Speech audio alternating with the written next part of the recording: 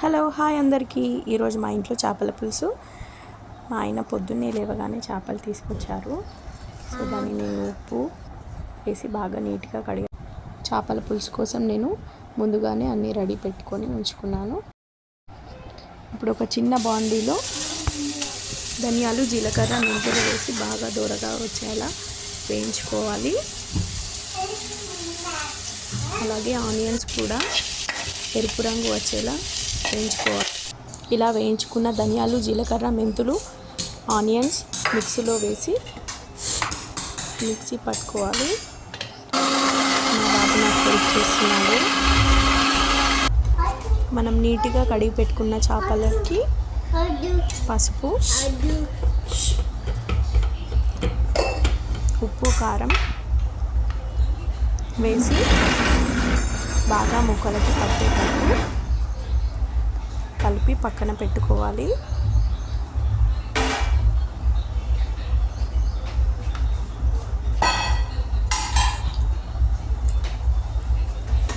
మేము కారం కొంచెం ఎక్కువే తింటాము కాబట్టి నేను కొంచెం ఎక్కువ వేసుకుంటున్నాను.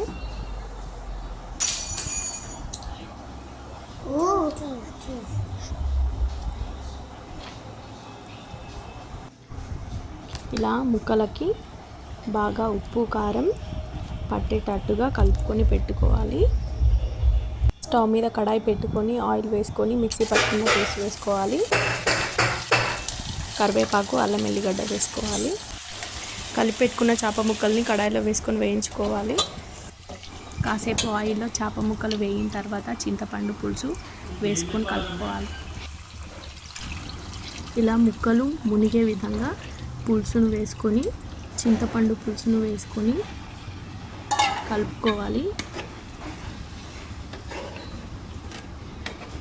నిదానంగా కలుపుకోవాలి, లేదంటే చేప ముక్కలు విరిగిపోతాయి. ఒక 15 మినిట్స్ ఉడికిపోతే సరిపోతుంది. తర్వాత ఫైనల్గా కొత్తిమీర వేసుకొని గార్నిష్ చేసుకుంటే సరిపోతుంది. చేపల కూరలో కొంచెం ఆయిల్ ఎక్కువే ఉండాలి.